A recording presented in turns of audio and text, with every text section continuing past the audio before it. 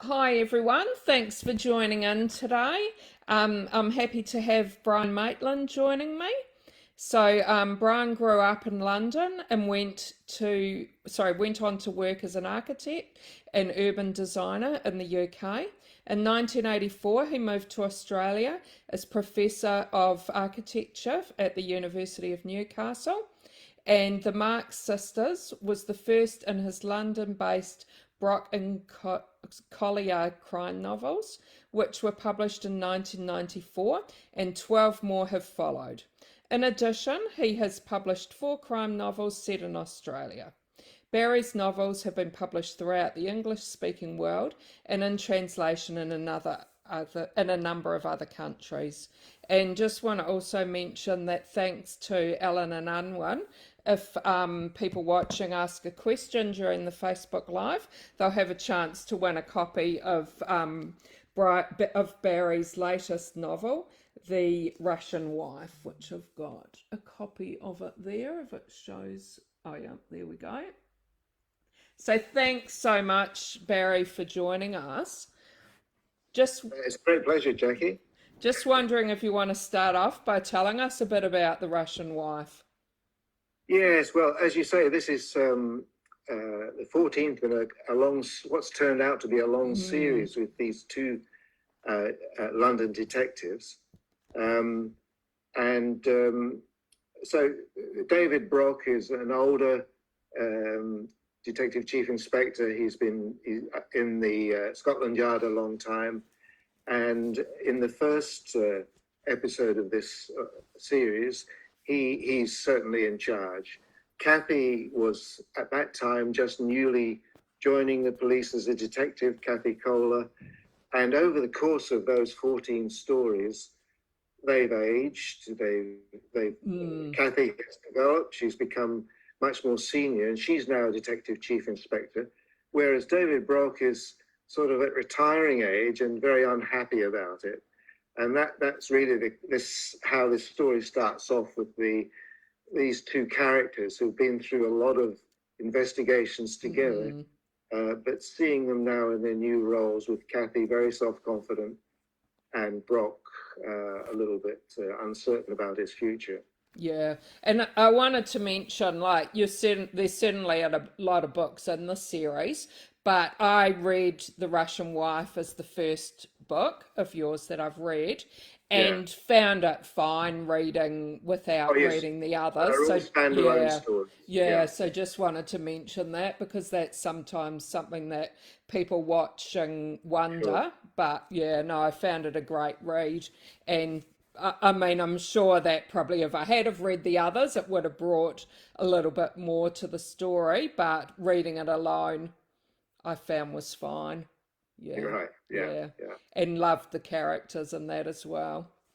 Yeah, the reason why I did it this way at the time I did it, that idea of a male and female detectives, which is now very common, Mm, was quite unusual. The reason why I did it was that I'd just been in Australia for a few years. I didn't have any contacts over here in the police force, or I didn't know about the legal system. mm, And in those days, of course, without Google, it was very hard to get yeah. information. But I had a niece and nephew in London in the police force. And I was very interested in the fact that my niece was in an organization which at that time, I think, like the Sydney police would have been, was very much a male dominated Mm, organization. yeah. And so I wanted to get these two people as equal partners in the story, Mm, and you follow both of them. mm, And over the years, Kathy, of course, has become a more um, um, proactive detective, but at the same time, they've been equal partners all the way through. yeah. I didn't want one bossing the other Well, around. yeah. They're pals, and I found it really interesting to have that male and female, alternating point of view and the Mm. way they look at the stories. Yeah, no, that's very true. Just wondering, have you got a little bit of The Russian Wife you'd like to read to us? Well, I could read the opening where actually the character of Brock and Kathy come out a little bit. They're sitting down together, having lunch together, and this is how it begins. It's like finding yourself dropped on another planet. Brock was out of sorts, uncharacteristically grumpy, Kathy thought. They were three old colleagues, all of them detective chief inspectors in the Met. David Brock, Bren Gurney, and herself, Kathy Kohler, veterans of Brock's former homicide squad. Though they now worked in different Scotland Yard departments, they tried to lunch together at least once a month, if their schedules allowed, which was why they were now sitting in the Two Chairman pub in Westminster on a Monday in November eating pot pies. They don't interview suspects, Brock continued. They never see them. They just sit at their screens all day, following money trails around the globe. I asked one of them, but where are they? Where are the crooks? And he just pointed out the window at the towers of the city and Canary Wharf, then turned back to his computer. Bren laughed, but Kathy could see that Brock was genuinely disconcerted. His hair and beard, silvery white now and cropped short, looked a bit shaggy and neglected. A big, steady figure in her life, it was unsettling to see him like this. After the debacle of his arrest during the Hampstead murders, the Met had reluctantly agreed to let him come back from retirement and take up his old rank, but not in homicide. There were no vacancies in the 24 murder investigation teams, they told him, and posted him to fraud, where he was clearly a fish out of water. It made Kathy feel sad, especially because the Hampstead murders had been the making of her, in her new role as head of one of those teams. Since then, she'd had a series of successes, all cleared up in rapid time. Her team was working well, and she'd been featured in an article in one of the Sunday supplements about the new breed of women detectives in the Metropolitan Police. Even her boss, Commander Torrance, head of Homicide and Serious Crime Command, had given her a rare pat on the back, expressing his satisfaction with her performance since she'd stepped out of the shadow of the old guard. It meant Brock, of course, for whom she'd worked all those years, and her pleasure at the compliment was tinged with regret as she saw him struggling now. What's so embarrassing is that I'm about 50 years older and outrank them all, Brock was saying. I'm sitting there like a useless appendage, a waste of space, with nothing to contribute. Bren, trying to be supportive, said, but they must be able to use your experience, Brock. Remember that bloke with the Ponzi scheme who started to murder his victims? What was his name? There must be villains like that in the city. No, Bren. Fraud is abstract, digital and bloodless. You've no idea. It's another world. He sighed, then roused himself. Anyway, enough of that. What about you, Kathy? What have you been up to? Well, I've got a locked room mystery. Ah, that's more like it. Go on. So she told them the story of Ahmed Majid. Thanks. Yeah, that was great part to share the introduction. That was great. Thank you. Just wondering, when you wrote your first book in the series, did you imagine, did you plan it to be a series? No, I didn't, not at all. And when the publishers came back, when they accepted it for publication, and they said, well, we like these two characters, why don't you give us an outline of a few more books? And I hadn't thought it through. I hadn't thought, what do you do? So I thought, well, how do you make a series with the same characters but make each book distinctive, so they're different from the others? And I thought, well, one thing, when I first thought about that first book, The Marxist, the thing that first came into my head was the place, the setting in London where the story occurs. And I thought, well, London, like any big city, it's like a whole collection of villages, of smaller communities, isn't it? And they're all got their own character, their own kind of people who live there. And I thought, well, maybe each of the books could be set in a different part of London. And so you're looking at a different kind of community of people and the kind of crimes they might commit. That's how I work it. Instead of starting with the murder, the crime, I start with a place. I go and explore a place, a part of London. So all your books have looked at a different part of London? That's right. And that gives you a different kind of characters. I mean, one of them was about artists, modern artists. Another one was about a library. Another one was about the Pakistani community and the West Indian community.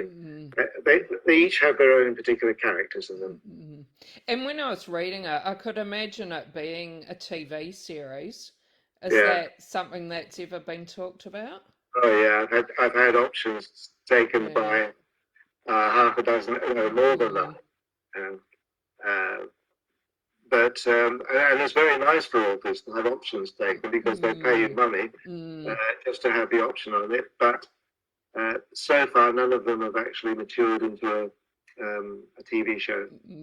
Oh, well, hopefully there's still a chance of, we've got a few people watching, which is great, and some questions coming through. So I'll ask some of the questions that we have here. Sharon is wondering how much research you did for the Russian wife in particular, she's wondering. Right, yes. I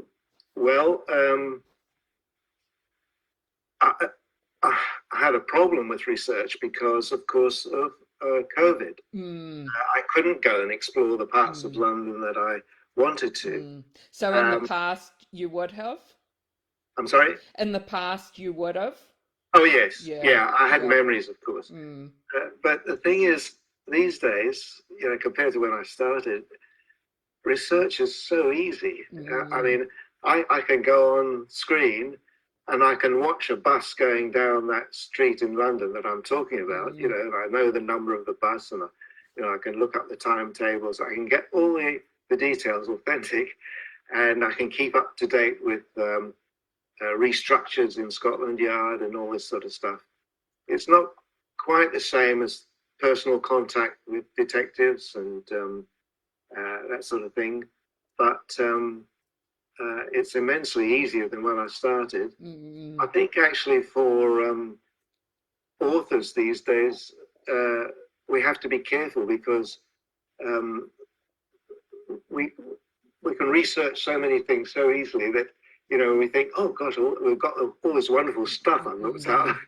And sometimes I think when I'm reading crime novels now, they're a bit research heavy. It gets in the way of the personal story that you're wanting to get across. And Kelly wonders if there's plans for more in the series.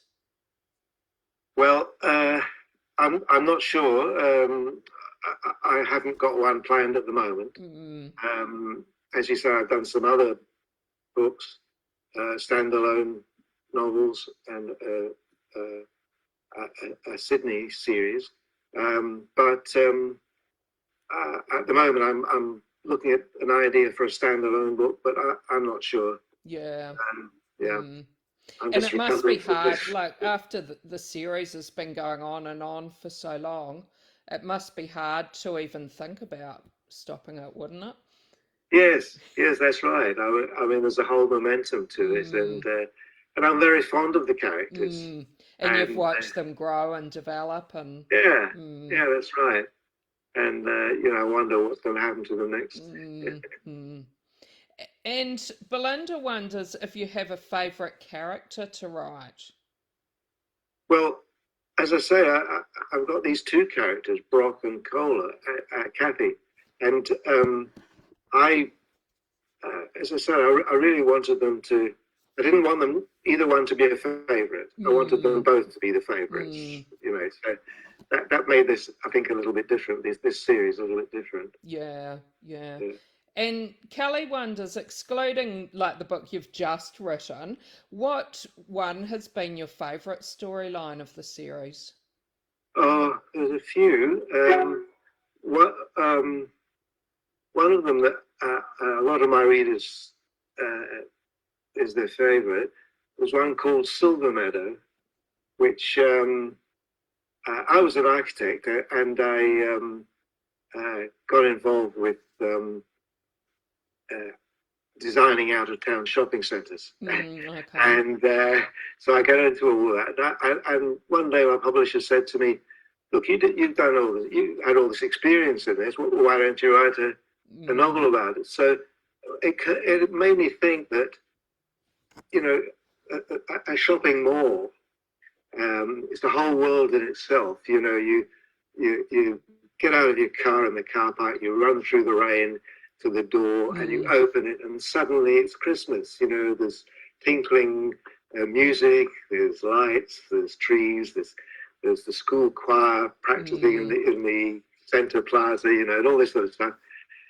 It's another world, and if you think about it, if people started getting murdered in a world like that, it'd be really creepy, wouldn't it?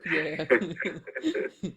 So that one called Silver Meadow is one favourite. Yeah. Yeah, that sounds like a good one to look up as well.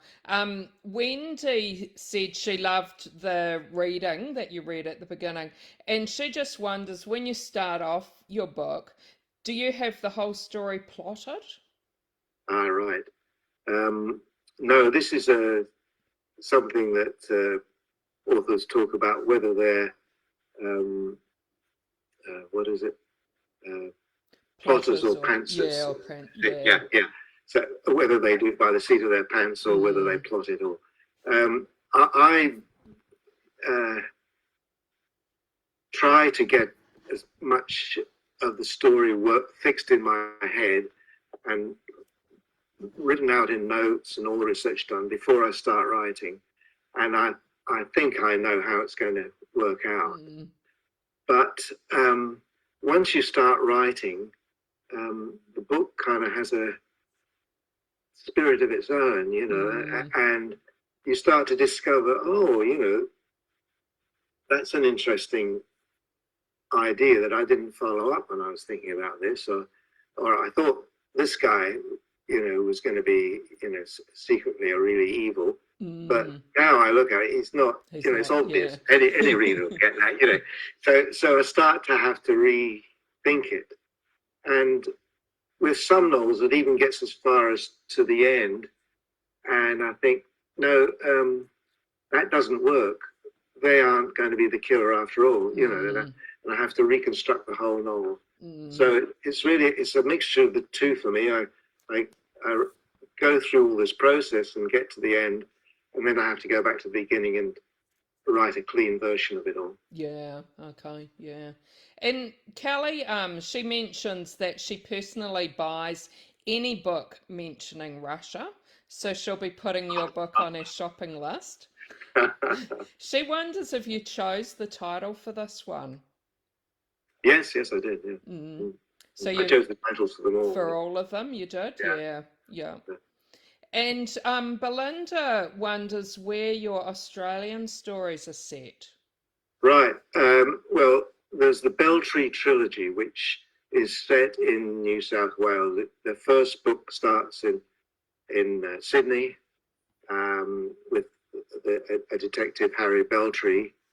In the second book, he's sent to Newcastle and further up the coast. And then in the third book, he's all over the state. But I also had a standalone one called Bright Air, and that's set on Lord Howe Island. Oh, okay, yeah. And that's a favourite of a lot of people. And in Sydney, Lord Howe Island and Sydney, but the scenes in Lord Howe Island are particularly important. It's about a group of young people who are climbers, and they're climbing on Lord Howe Island, and one of them is killed. And it's about one of the other members of the group trying to find out what happened. Oh, okay. So... what was that one called? Bright Air. Bright Air, okay. Air. Yeah. Yes. Okay. Yeah. And did you visit Lord Howe Island? Yeah, oh yes, of course, yes, I had to go there. Some people have said that Australia doesn't have the sort of extraordinary landscapes that you get in America, say, with with the Grand Canyon and so on. But there are some remarkable landscapes in Australia, and Lord Howe Island, I think, is one of them. Yeah. That sounds good as well. I'm wondering what you like to read yourself, and if maybe you can recommend something to us. Oh well, yeah, I've been reading a few things. I'm trying to keep up. Mm. My wife Margaret reads faster than I do, and she tells me ones that I'd be interested in. But I've been enjoying the Thursday Murder Club Oh yes, yeah, books. yeah, They're great fun, aren't yeah. Have you read the new one in the they? Yeah, series? yeah, Yeah, I yeah. haven't read that one yet. Mm. um, I recently read a book by John Banville called Snow, Okay, haven't read which, that one. which appealed to me. Mm. What else? Michael Robotham. Yes. I like his books. When You Are Mine. Mm. What I like. Yeah, Yeah, that's a good one. yeah, yeah. Mm. So I try to keep up. Yeah. And when you're writing, are you someone who likes to share your work as you go, or you wait till the end, or Yeah, I wait till the end. mm, And Margaret's my first reader, and mm, she'll go through it and point out if she sees any weaknesses there. Um, so I'll make some changes then if I agree with her, and then it goes to my agent, and she'll have some comments, and then the publisher will also. mm, So some authors I know, won't change a thing, mm, um, but I'm not like that. I mean, I think all of the people that look at it are on my side. They're wanting the book to be as good as it can be, mm, and they usually come out with some very good points. Maybe you could have made more of this character, or maybe um, this bit doesn't work, or mm, whatever. I value those. Somebody from the outside looking in on it like that, mm, mm. letting you know how they see it. And when you've been writing your series, have you found like the more you write, it comes easier to you, or is it harder to think of new things to come up with, or Well, one of the things that is that when I had a day job, I was had to be much more disciplined. I was getting up at 5 o'clock in the morning and writing for an hour before I had to mm, go to work. mm, Um, Now I can take as long as I want. See, so yeah, your work spins out to the time available. mm. So I am taking longer now, writing more slowly, but anyway, I hope it's just as good. Yeah, yeah. And what advice would you give to a new writer? Well, I think be patient. Mm, Um, a lot of I've heard uh, established writers, at writers' festivals and so on, saying, "Look, they've maybe just been discovered, they've just been published, and people are saying, how do you do it, and all this to it." And they say, "Well, I had two books before that I've written, which got nowhere, mm, um, and so this isn't my beginning book." And it was the same with me. I had several attempts that didn't work out. okay. So that's often the experience of writers.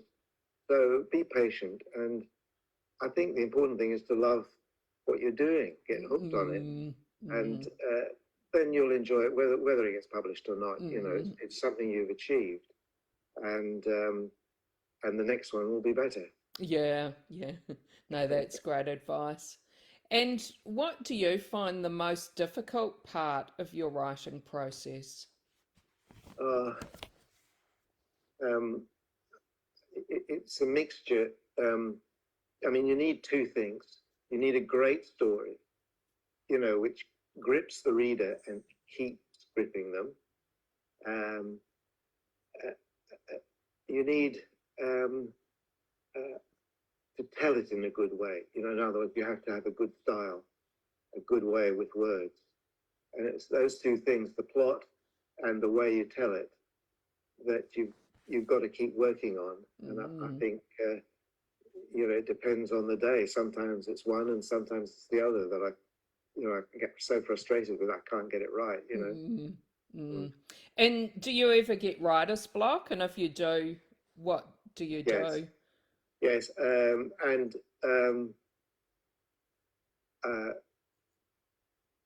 had great advice with this from my architecture teacher. Actually, he said, "Look, you get blocked. You find you've got no ideas sometimes.